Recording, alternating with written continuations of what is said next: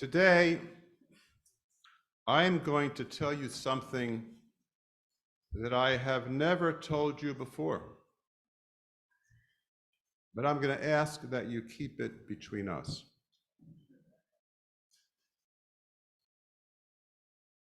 I want you to know that I am currently an ardent Bruce Springsteen fan. I know that comes as a great shock to some of you, but it's true. Are there any other Springsteen fans out there?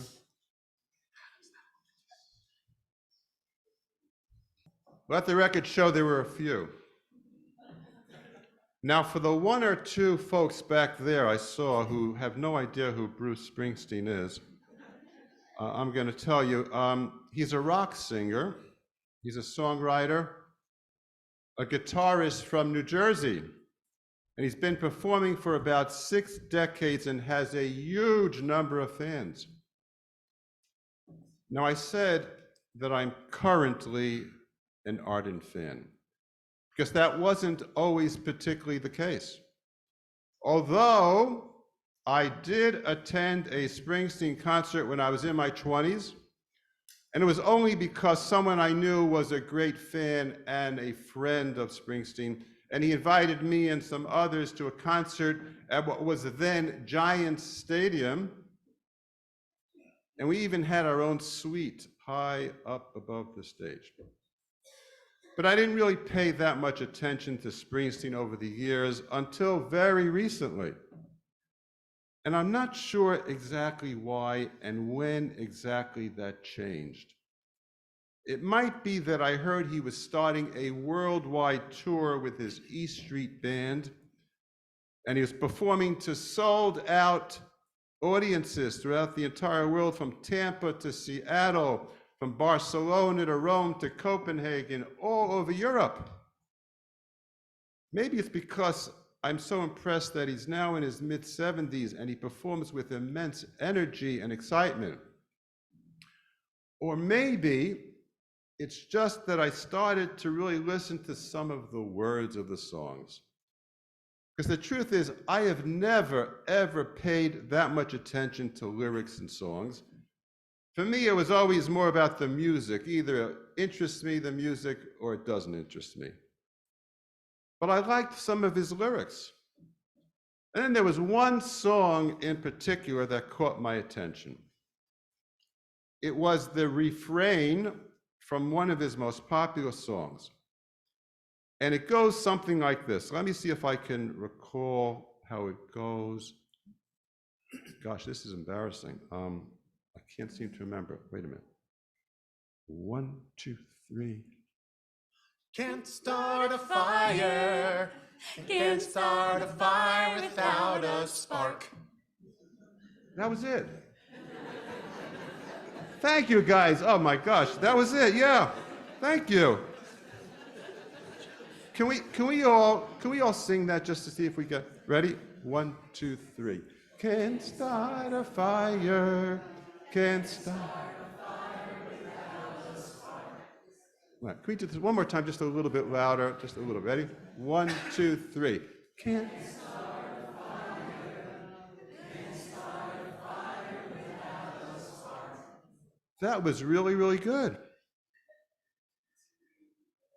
Those words somehow resonated with me, because I understand that we all have to light fires in our lives, and we also need a spark to do it. According to one of the ancient Greek philosophers, the mind is not a vessel to be filled, but a fire to be kindled. A fire to be kindled. So I want to ask all of you today 2 questions. The same questions that I asked our congregants who were here on Shabbat.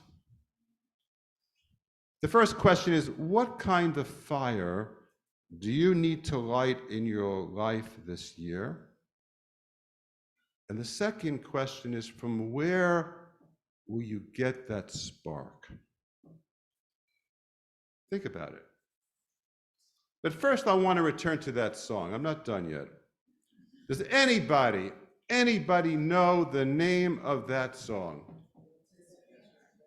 Well, I heard it somewhere. Yes, some of you know. Dancing in the Dark. Dancing in the Dark. Now, you might reasonably conclude it's a rock song. The title is Dancing in the Dark. It must be about some young romance, dancing with your partner with the lights low. That's not what it's all about. Let me tell you what this song is really about. Springsteen was finishing up his 7th studio album, entitled Born in the USA. And he had worked on it for a long time. It was a drawn-out effort, and he felt it's done already. But his producer, by the name of John Landau, a nice Jewish boy from Bensonhurst, Brooklyn, John Landau thought the album needed just one more song, one that could really be a hit single. But Springsteen had had enough. And he snarlingly said to Landau, "I've written 70 songs. You want another one? You write it." So Springsteen went back to his hotel room. He was angry and he was frustrated. But somehow, he looked for and then found the fire and the spark to write just one more song, and that was the song. And it became perhaps his greatest hit, one that he still sings as an encore at every concert. So let me ask you again, what fires do you need to kindle? And from where will you get the spark? I heard some beautiful and moving answers on Shabbat from our congregants about the fires that were on the physical plane and the fires that were on the spiritual plane. Sparks that came from within and sparks that came from without. I heard about the desire and the spark needed to overcome physical challenges. And I heard about the desire and the spark to be there for others who are in need. The answer to those two questions is different for each and every one of us. But what is true for all of us is that to no longer have a fire and to no longer have a spark is to give up on life. It's to live in the past and not to embrace the magnificence and the possibilities of every single day in the future.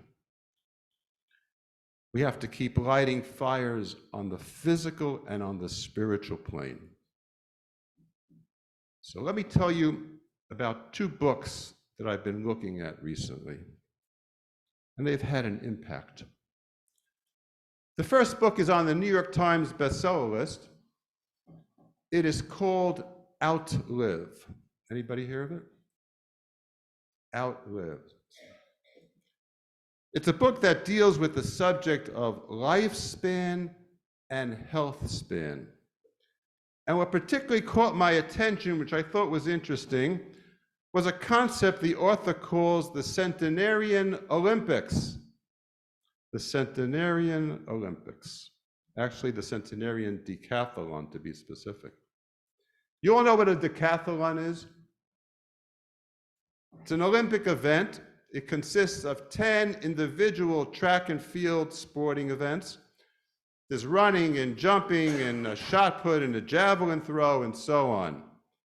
You might even know the very famous athlete from the 1970s who won the Olympic gold medal in that event. That was Bruce Jenner. Now, of course, Caitlin. The author of this book writes about how in his youth he had a fire in his belly. It was a fire for competitive and arduous sports. At one time he had been a boxer, And then while he was a surgical resident at Johns Hopkins, he swam the perilous 22-mile Catalina Channel to raise money for cancer research.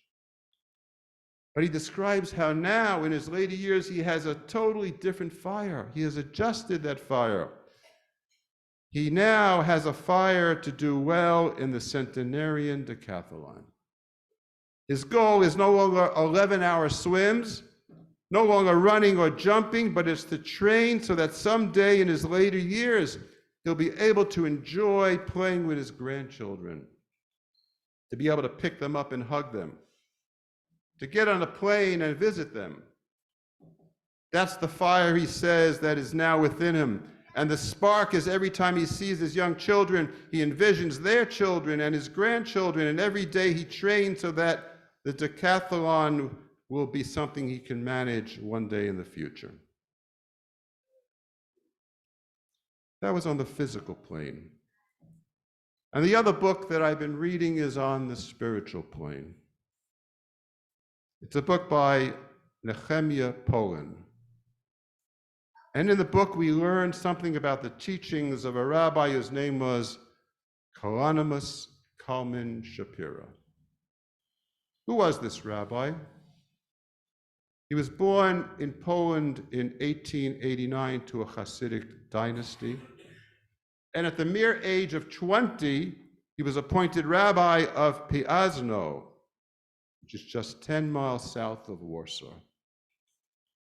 Warsaw, as you may know, before World War II, was a truly vibrant center of Jewish life. About 350,000 Jews lived there, the second largest only to New York City. And there were 6 daily Yiddish newspapers. There were 2 Yiddish theaters, many traveling troops, and many, many Jewish schools. The city was teeming with both pious religious Jews and secular Jews. And then in 1939, the Germans invaded Poland. And a year later, in 1940, they established the Warsaw Ghetto. The Jews, who had been about 30% of the Warsaw population, they were then crammed into 2.4% of the city's area in that ghetto. And because many, many fled from other areas, the population of the ghetto swelled to about 500,000. And the inhabitants of the ghetto did their best to carry on with their lives. They had hospitals to treat the sick, soup kitchens to feed the hungry. They even had schools to educate the young and cultural groups to try to have some semblance of normalcy. Yet the overcrowding, the minimal rations, the unsanitary conditions led to the death of thousands each and every month. In 1942, the Nazis began to deport them to the Treblinka extermination camp. In the midst of all this, Rabbi Shapiro was the Rebbe of the Warsaw Ghetto. Even though his wife, his daughter, his son and daughter-in-law, his mother had all been killed already in the German bombings, he managed to lift himself up and to lift others around him. He provided spiritual uplift and inspiration. And he continued to teach the Torah in those horrible conditions. He managed to survive the destruction of the ghetto, and then he was taken to the Chroniki work camp, and at that point he and others were shot by the Nazis. But his writings survived because they were buried in a milk container. And that milk container was found suddenly in 1950 by a Polish construction worker who was working on the foundation of a new building in that area of what had been the ghetto. And as that worker, he opened up the container, he found on top the words in large, large letter, attention, attention. By the grace of God, I respectfully request that the honored individual or institution that will find my writings on the Torah that were written from 1939 to 1943, and then he followed with very specific instructions what to do with those writings in that milk container. In that way, the writings and the teachings were preserved.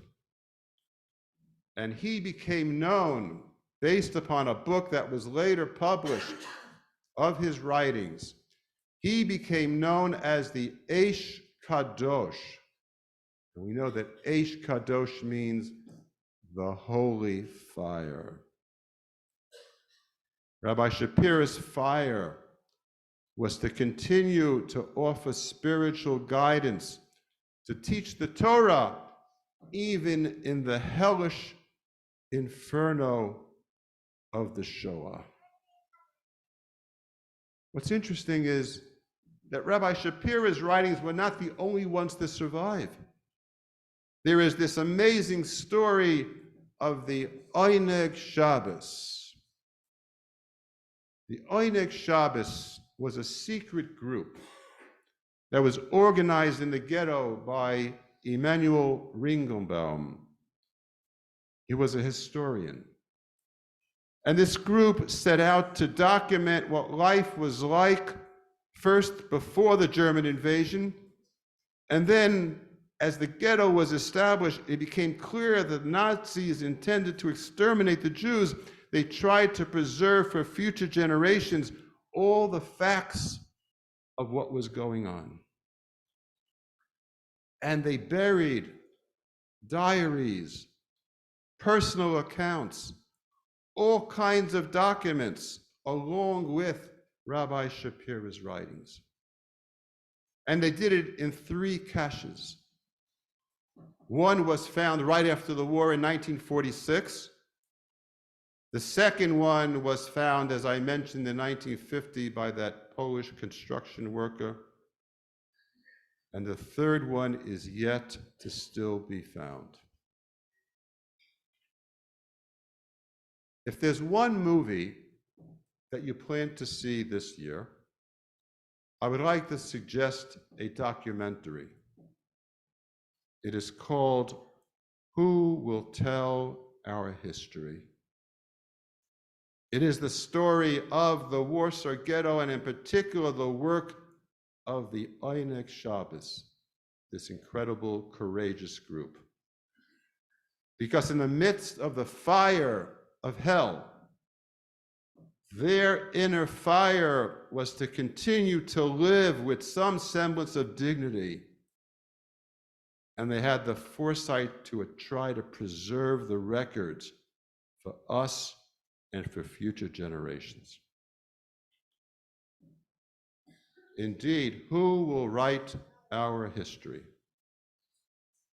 The answer is us. We must write our history. And like the Oneg Shabbos group, we have to make sure that we pass it on to future generations. We do not need to bury it in canisters. We don't have the challenges. Indeed, we don't have the horrors of the Eish Kadosh, the holy fire, the horrors faced by the Oneg Shabbos. So I return one more time to those 2 questions. What fire do you have within you? And what will be the spark that will kindle it? I'm not here to give you the answer, but I just want to remind you to ask the question. Because we all need to kindle a flame. no matter our circumstances, no matter the lives we've already lived, we all have a legacy to leave to children, to grandchildren, a legacy to leave to the community, to all of our people. On this Yom Kippur, as we prepare to remember our loved ones at this Yizkor service, on a day when we forgive and ask for forgiveness, on a day when we emerge with a slate that is clean, let us find the fire that will make our lives and the lives of all those around us better and more meaningful. And let us find the spark that will kindle that fire. Gemar Chatima Tova, may we be sealed in the book of life for a year of blessings. Amen.